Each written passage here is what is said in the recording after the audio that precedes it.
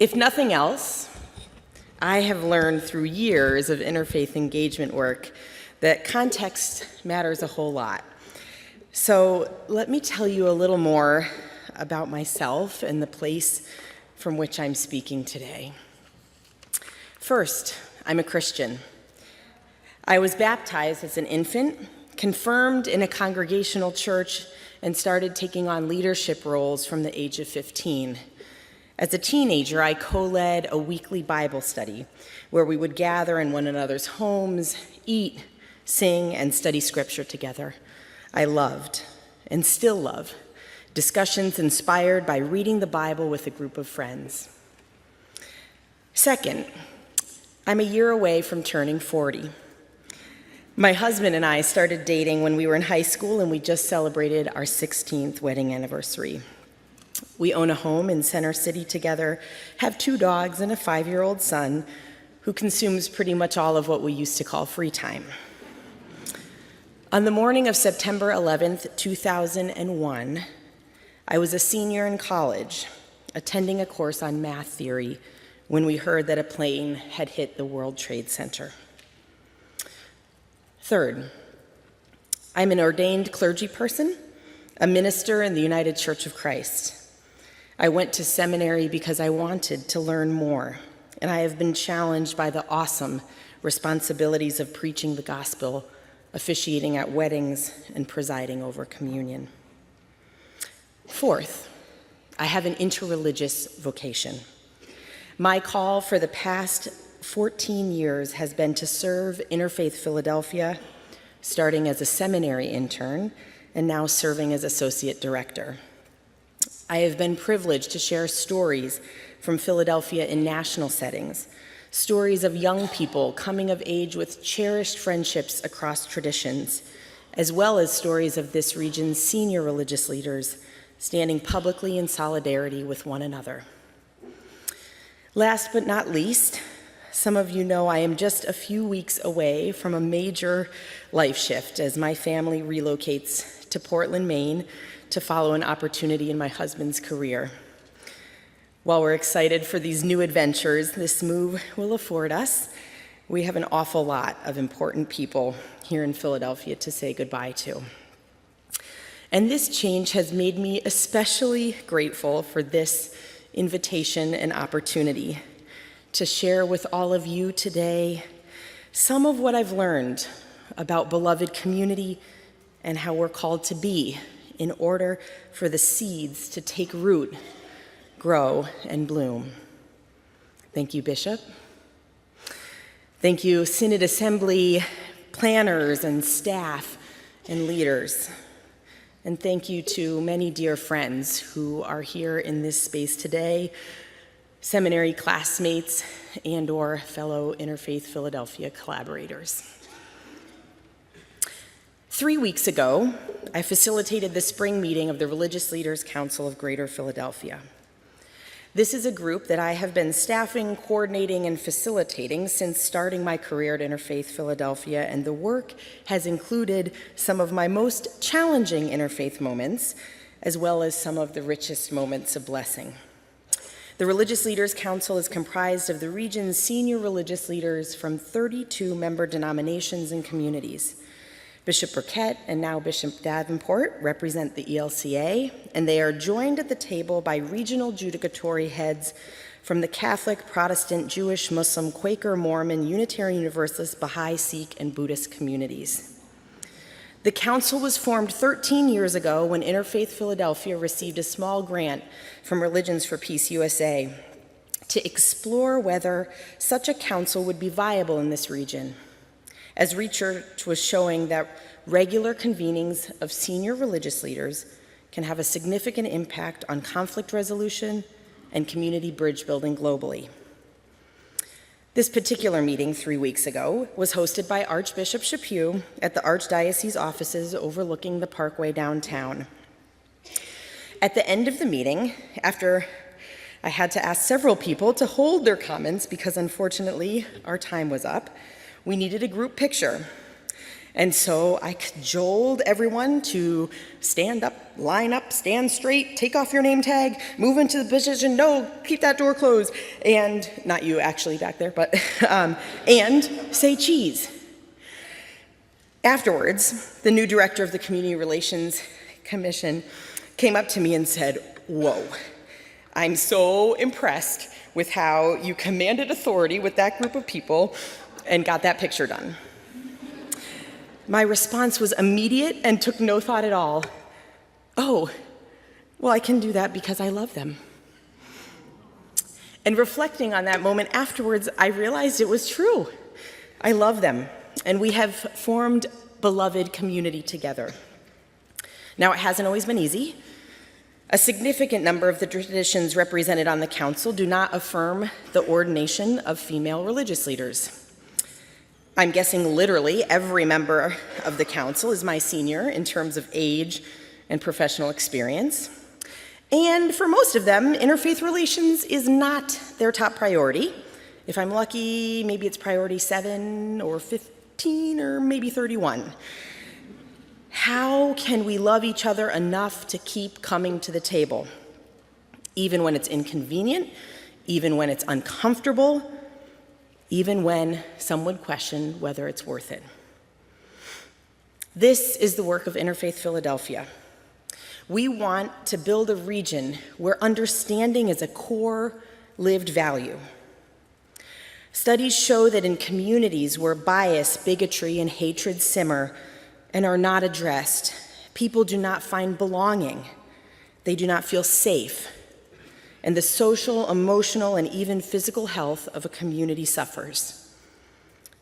Studies also show that contact between groups, even in suboptimal conditions, is strongly associated with reduced prejudice. So, we invite people to dare to understand, to take a relationship risk and get to know someone who orients around religion differently than they do, because it will build healthier neighborhoods and stronger societies. Over the past 2 years, our staff and community partners have been working to develop a simple but nuanced guide for our interfaith travelers. And what has emerged is something that I have brought to gift you with today, our passport to understanding. You can find a whole bunch of these at the Interfaith Philadelphia table in the Mission Center. Within it, we invite people to do 5 things as they move through the world. Be curious, venture out, welcome in, stand tall, and stand with. We have suggested action steps, and we've provided spaces for people to put stickers or stamps or mark their intention in some way. And we peppered it with reflection questions and some spaces for you to begin journaling. My hope today is to say a little more about each of those 5 sections in the Passport to Understanding, as I believe these are the components of a posture for love across lines of difference. First up, be curious. There's a reason it's first. A few years ago, I had the opportunity to travel to the Middle East. I was invited by the Jewish Community Relations Council and spent a week traveling in Israel with a group of Philadelphia religious leaders. The theme of our week was, "It's complicated." I decided to stay an extra week and visit with some of the United Church of Christ's ecumenical partners in East Jerusalem and West Bank, and it got even more complicated. When asked by Palestinians and Israelis why I had come, I said that I knew I needed my own experience in the Middle East so that I might be able to ask better questions back home. Too often, we decide to draw close to find answers and form opinions, but it has been my experience that more life and more love comes when we decide to draw close with the purpose of finding new questions. A while back, I was flying to Chicago for a meeting. We had landed and were waiting on the runway. A 3-year-old behind me turned to the man behind her. "Where are you going? How old are you?" Do you have kids? She was clearly enjoying herself, but then she fell silent. All of a sudden we hear, "Mom, I need more questions." Amen, sister. Beloved community is that place where beautiful questions are found in abundance. In an interview with Krista Tippett on Being, poet, theologian, and healer Padraig Ó Tuama, who leads the Coromila community in Northern Ireland, says, "There is a Buddhist concept where if you have been asked a poor question, you can answer with this word, mu, M-U, which means unask the question because there's a better question to be asked. The question that's asking is limiting, and you'll get no good answer from anything. This question feels us, never mind subsequent answers." He says, I think that's a really delightful way to understand the world. Sometimes questions about Jesus and Christianity that are posed in our public rhetoric. What do we do here? Is this right? Is that right?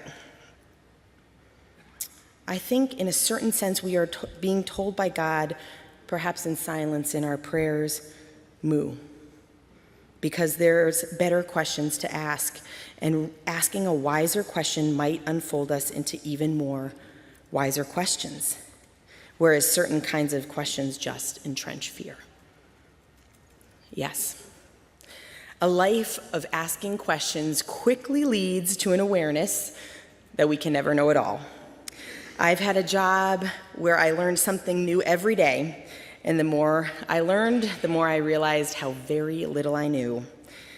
And in fact, for me, it is this awareness of the boundaries of our knowledge that says more to me about God than any creed or statement of faith ever could. Next up, venture out. With a passport to understanding in hand, this posture for loving across lines of difference perhaps is the most obvious. Forming beloved community requires putting on new lenses and gaining a better perspective regularly and with intention. One of the opening scenes from the novel, The Lacuna by Barbara Kingsolver, expresses this concept beautifully. The boy, raised on the coast of Mexico, discovered the world of the fishes after Leandro gave him a diving goggle. The pale-skinned boy stood shivering in the water up to his waist. Leandro and a pack of village boys stood waiting. There was nothing left for him to do but take a breath and dive into that blue place. And oh God, there it was. The promise delivered, a world. Fishes mad with color, striped and dotted, golden bodies, blue heads, societies of fish suspended in its watery world, poking pointed noses into coral. They pecked at the pair of hairy tree trunks, his legs. These edifices were nothing to them but more landscape.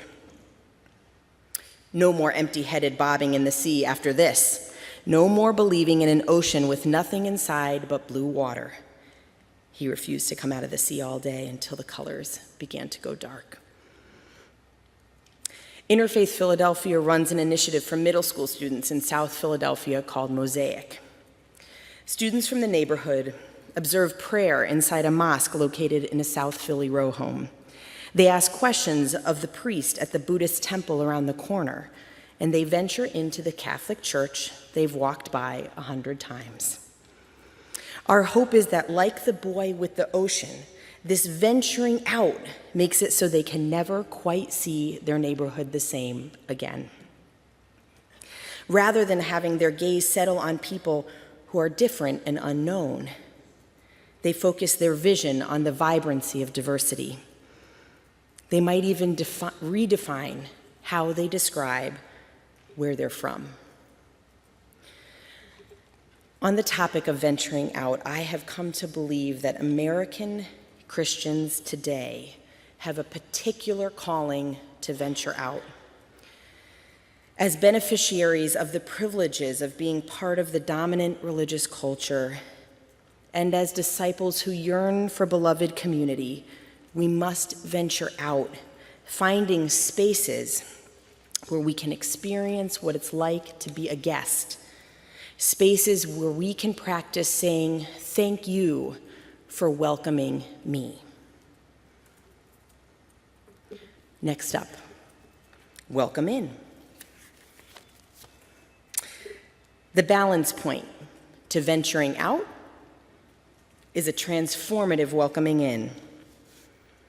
And religious folk today must welcome in because studies show over and over that the religious literacy of Americans is unacceptably low.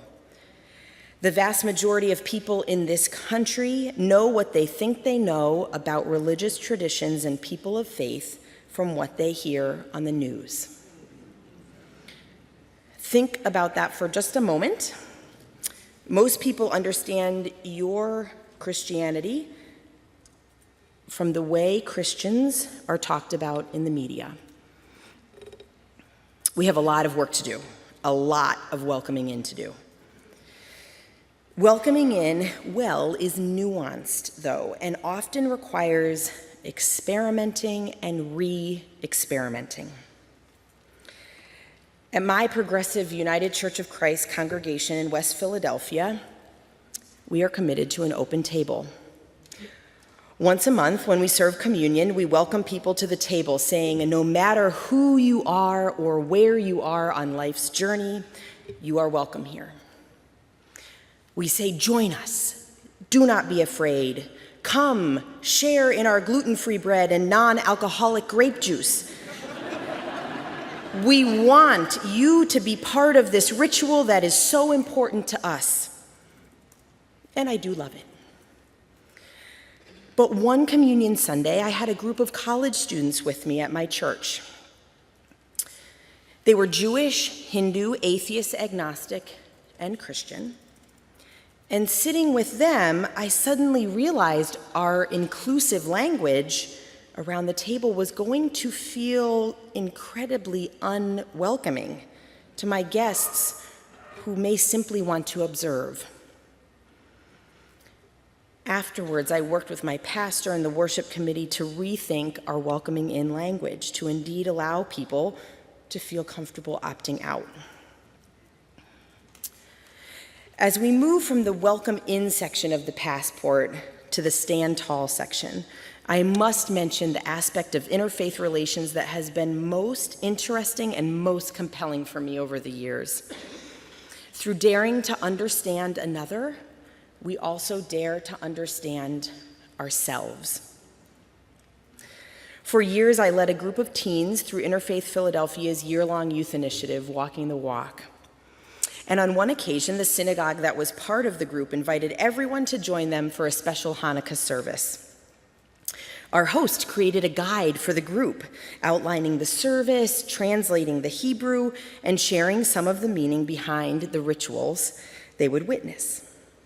As she stood at the door, however, she quickly realized she had not created enough photocopies because everyone from her own congregation wanted one.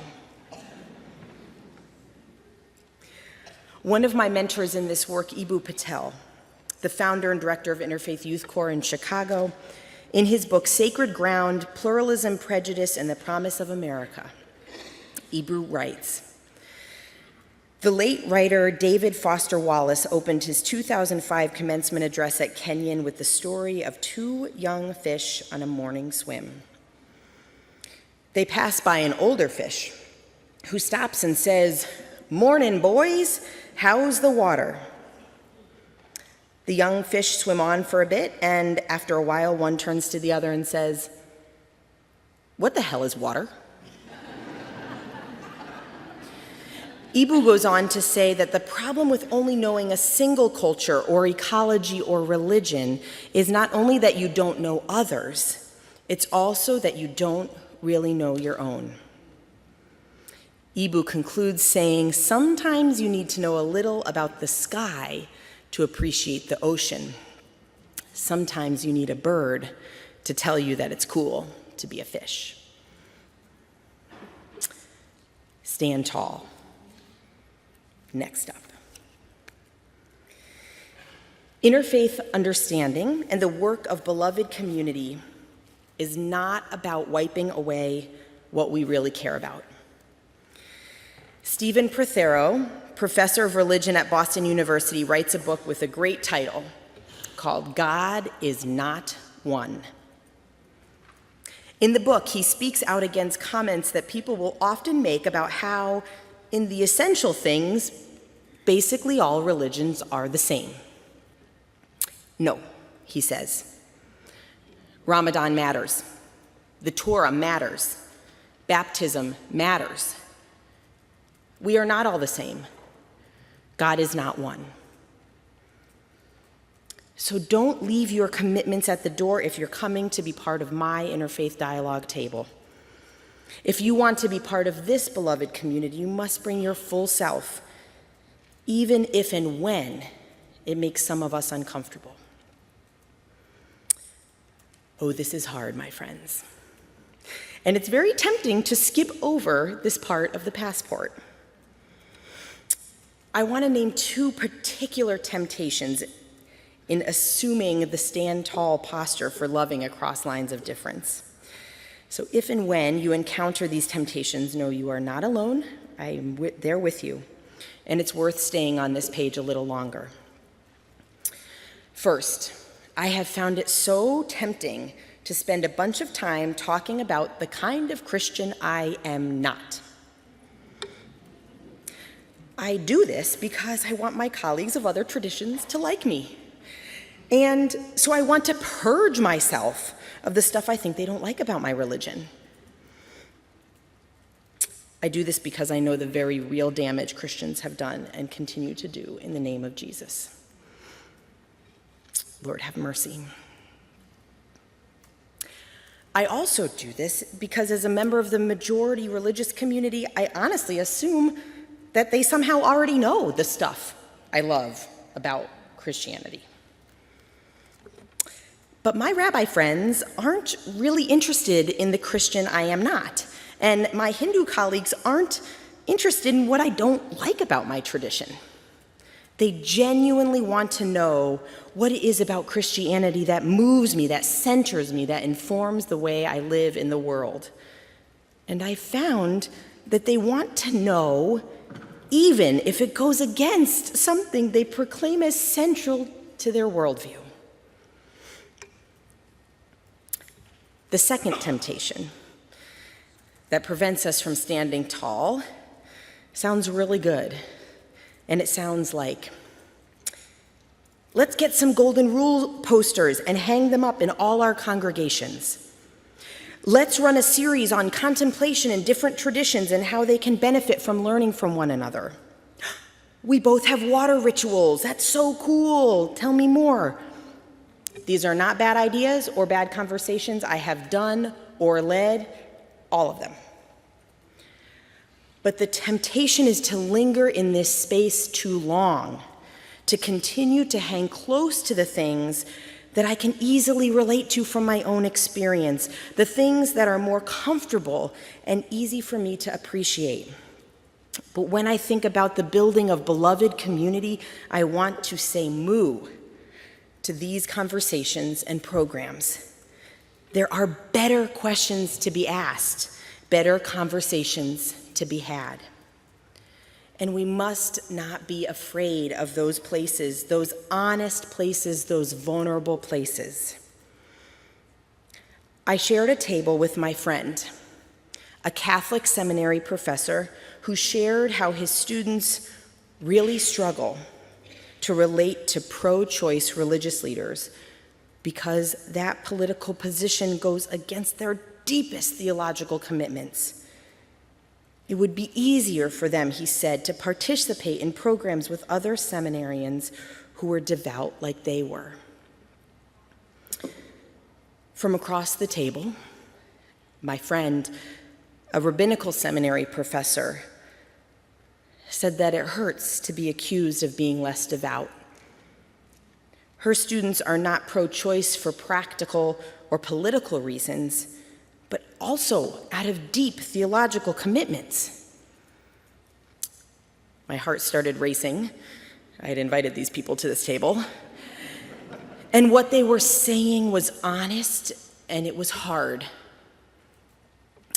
We all decided to stay at the table that day, sitting with the uncomfort of very real difference.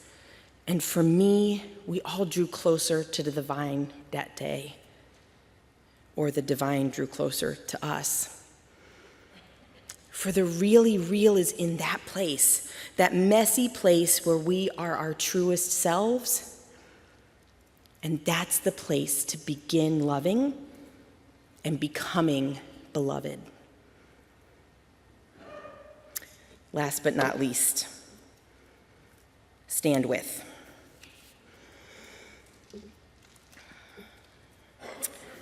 On Saturday, October 27th, 2018, a man in Pittsburgh posted on social media, "Highest likes to bring in invaders that kill our people. I can't sit by and watch my people get slaughtered. Screw your optics, I'm going in."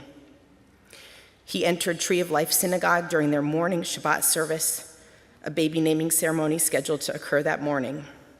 He reportedly yelled, "All Jews must die," and proceeded to shoot and kill 11 people before being apprehended by police. Many more injured, many more traumatized. Lord, have mercy. And my phone started buzzing with calls, texts, and emails from Philadelphia religious leaders as vigils were being planned.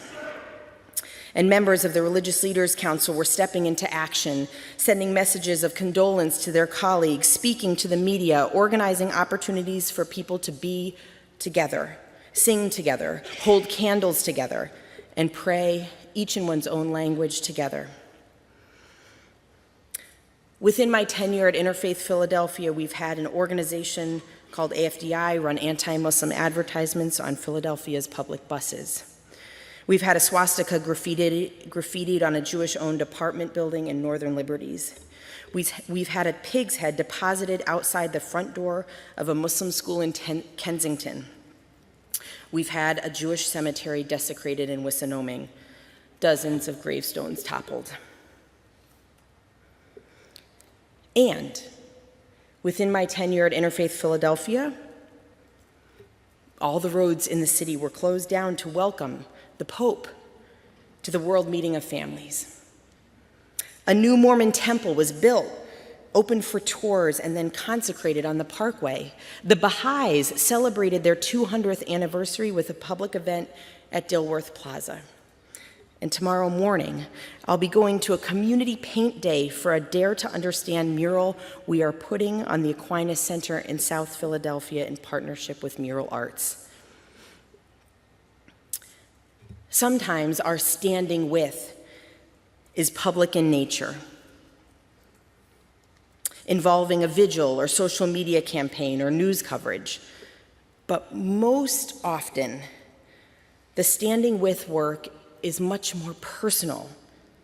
An email or a text message to let someone know you're thinking of them. Changing plans to show up and be together in mourning. Saying yes to an invitation to share in someone else's special occasion. Standing with doesn't have to be complicated or planned well in advance, but it does require relationship. Which brings us back to being curious and venturing out and welcoming in, and the beginning of the passport. This journey has no finish line. Finally, in thinking about beloved community, I feel compelled to say that this work takes time. And a shared commitment to stay at the table is perhaps more important than anything I've said so far. One more Religious Leaders Council story. Over the summer, the council members have a practice of gathering for small group lunches. For one of these meals last summer, we gathered in the basement of an Indonesian church in South Philadelphia. In the room were Mennonite, Mormon, Baptist, Muslim, and Catholic religious leaders. Our conversation centered around a quote from Vincent Harding, who said, "When it comes to creating a multi-religious, multiracial, multi-ethnic, democratic society, we are still a developing nation." We talked about places of hope as well as places of despair related to that quote. We had different perspectives and different opinions. We experimented with saying what we really thought, what really troubled us, what we didn't understand or know, hoping it didn't offend, but that in being honest, our dialogue partners might be willing to be vulnerable and brave themselves. At the end of the gathering, one of Philadelphia's former mayors, who sits on the Religious Leaders Council and had been part of the dialogue, came up to me and said, "Tables like these are so important, and they do not exist many places in this city or across this nation. This matters." Being at a table, sharing a meal, contributing your voice, listening. Beloved community is not about agreeing, but it's about staying at the table and trying and trying and trying to be understood and to understand. In an essay titled "On Staying at the Table," Quaker educator and activist Parker Palmer describes a table that Christians think about in a sacramental way. In an upstairs room, Jesus gathered his friends for what we remember as the Last Supper. During the meal, they deny they will betray him, and they squabble over who is the greatest. Parker Palmer says, "Being fully human, Jesus must have been tempted to get up and leave, just as you and I are when our romantic images of community fail. But Jesus does not leave.